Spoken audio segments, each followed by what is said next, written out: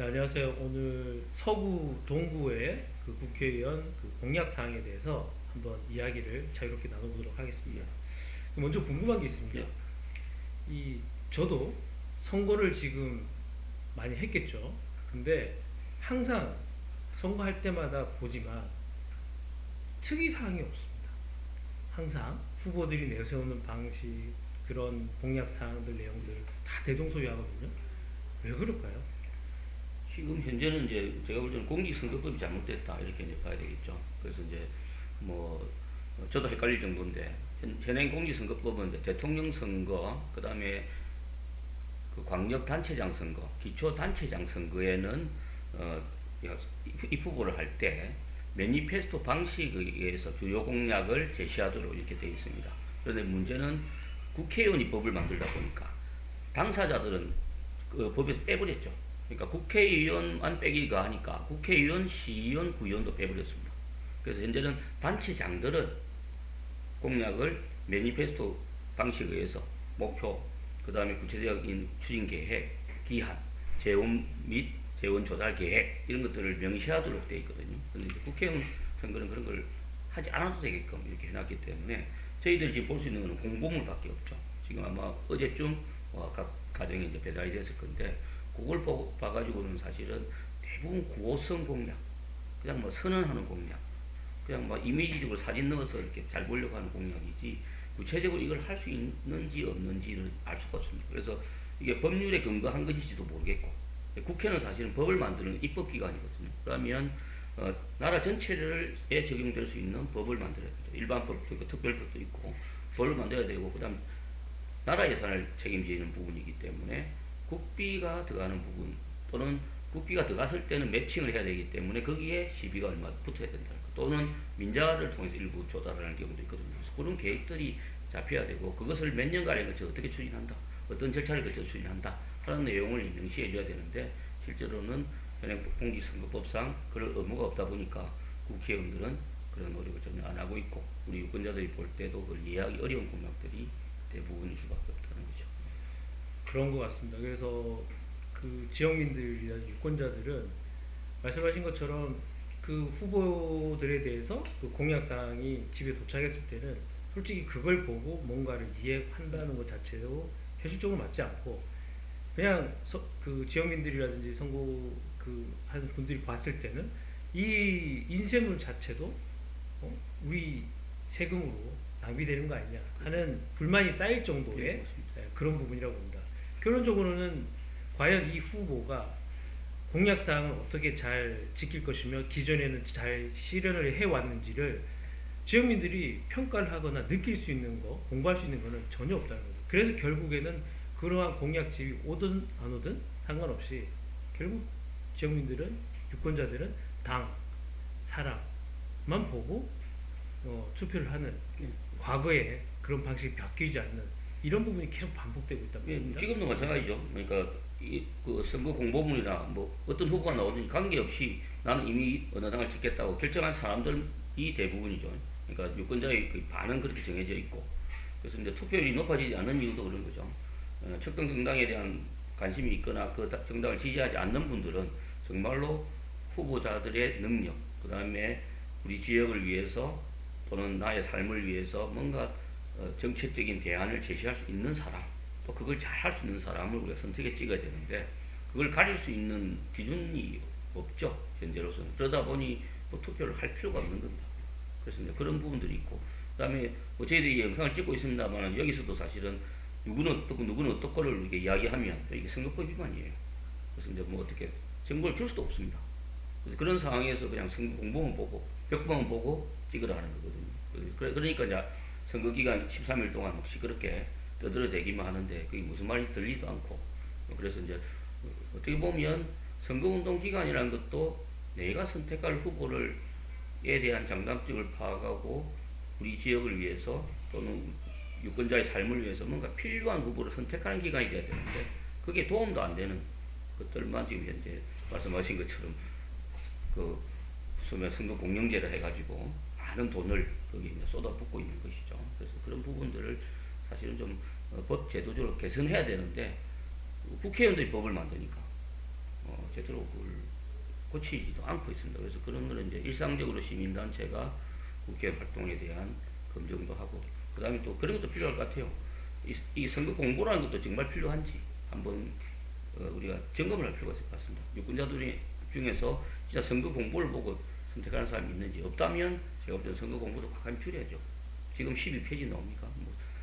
또 대선 때는 16페이지까지 가는데, 그런 것들을 제가 볼 때는 한 4페이지 정도 줄이면 이런 것들을 해가지고 좀 비용을 줄이고, 그 다음에 선거운동도 쓸데없이 차를 몰고 다니면서 선거운동 하는 거, 그 다음에 선거운동원들이 막 율동하고 이런 거, 우리가 율동 보려고 선거를 치르는 건 아니지 않습니까?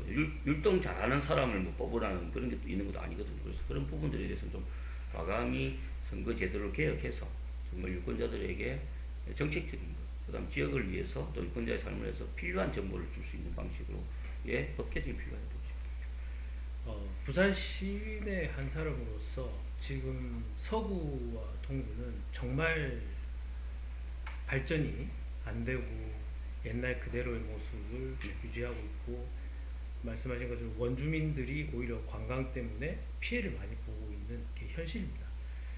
그렇다 그러면 이번에 서구 동구에 출마하신 후보님들이 과연 이러한 부분, 서구 동구 원주민들이랑 지역민들을 위해서 정말 개선되고 서구 동구를 발전시킬 수 있는 공약을 제시한 분이 가전 있으신지, 그 부분에 대해서 한번 말씀해 주십시오. 어쨌든 지난 2년 전 지방선거 때나 4년 전 국회의원 선거 때나 별 달라진 건 없습니다. 단지 조금 변한 것은 뭐냐면 이 동구 지역에는 이제 북한 재개발 지역이 차지하고 있거든요. 그래서 이제 그 부분들을 앞으로 어떻게 좀 완성시킬 것인가 하는, 그래서 사실은 4년 전에는 이제 북한 재개발 차질을 추진하는 이런 쪽에 많이 붙어 있었는데, 지금은 약간은 이제 원도심과 연계 개발 이런 쪽에 대한 언급이 잠시 있다 하는 정도가 이제 변한 것 같고요. 그래서 그 외에는 사실은 없는데, 그 일부 보면 이제 거의 지금 최영욱 후보, 곽규택 후보가 좀 공통적인 공약들도 많고요. 비슷비슷한 것들이 많이 있습니다. 그래서 최영욱 후보는 자기가 이제 2년 전까지 단체장을 했었기 때문에 단체장으로서 했던 경력들을 부각하는 쪽에 많은 그 공부의 면을 할애하고 있고요. 그다음에 곽규택 후보는 이제 지난번에 여러 번 도전하다가 실패했는데, 여전히 이제 영화인과의 그 인맥 관계로 자기들을 소개하는 쪽에 비중을 많이 두고 있는 것 같습니다. 그래서 공통적인 공약을 보면 이제 55 보급창 자리를 이전을 해서 향후에 이제 개발을 하겠다는 건데, 그것도 명확하게 55 보급창을 어떻게 절차를 거쳐서 우리가 그 미군으로부터 양해를 받고, 또 그것을 어떻게 절차를 거쳐서 개발 계획을 수립하고 개발하겠다는 말은 없어요.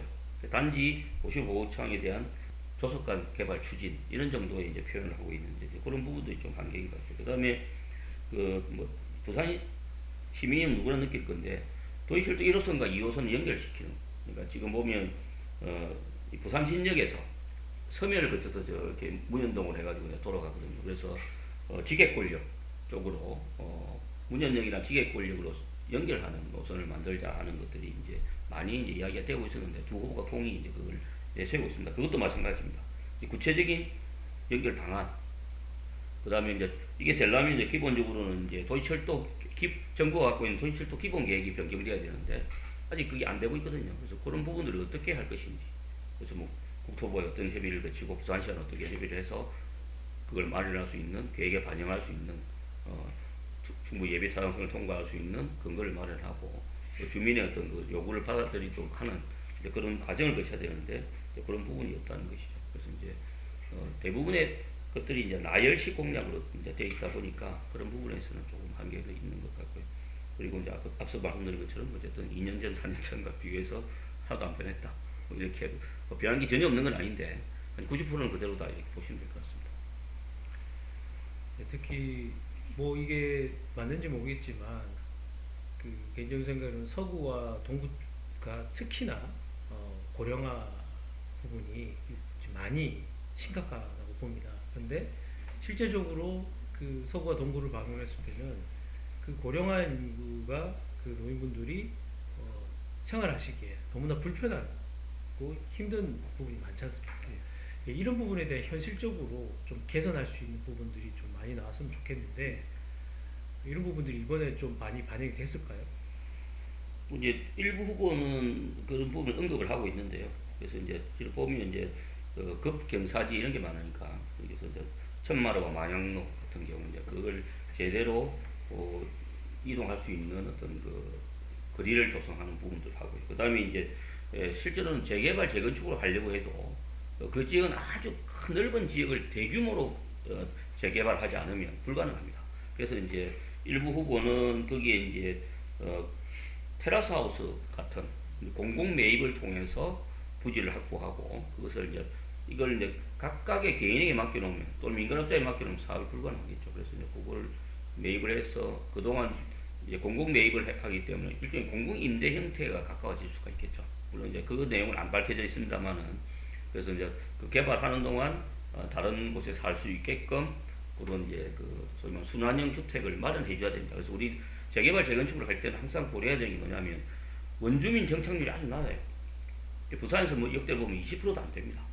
그러면 이제 처음에는 재개발되면 좋다고 생각할지 모르지만 기본적으로 그게 한 3, 4년은 걸리게 돼 있거든요. 그 기간 동안 살 곳도 없고, 그 다음에 실제로 개발이 되더라도 아파트 입주권만 가지지 실제로 아파트 입주를 하려면 젊은 세대들은 지금 현재 소득이 있기 때문에 대출 받아도 가능하지만 고령층은 거의 불가능하겠죠.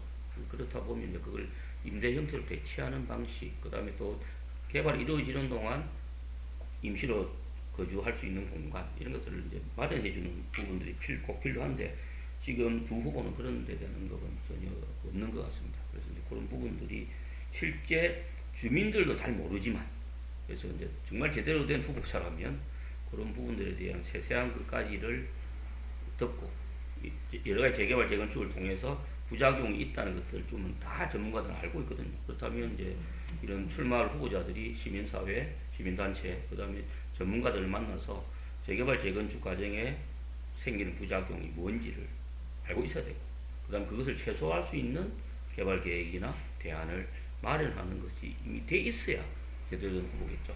근데 이제 두 후보에서는 그런 부분들을 제대로 보기가 어려우니까 뭐 한 후보는 뭐 그런 내용도 밝히지도 않았습니다만 어쨌든 그런 부분에 좀 한계가 있다 이렇게 보여집니다.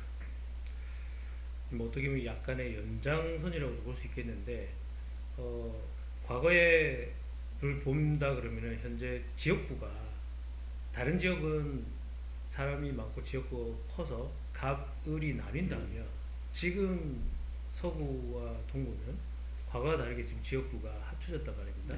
근데 이 지역구가 또 다르게 합쳐질지 나뉘어질지는 대부분의 사람들은 그 예상을 하고 있습니다. 이게 굉장히 심각한 문제지 않습니까? 여기에 대한 또 대안도 거기에 있는 지역구에 나오시는 의원들이라고 한다면은 생각이 있으셔야 될 거라고 생각하는데 이 부분에 대해서는 어떻게 생각하세요? 과거 총선에서는 이제 그런 이제 영도, 중구, 서구, 동구를 통합하는 문제에 대한 논란들이 좀 있었어요. 그 6년 전, 뭐 8년 전 이렇게 있었는데 지금은 이게 싹 들어가 버렸는데 결국은 이제 합쳐졌을 때 지금 현재 인구가 작은 구들이 대부분 반대를 합니다.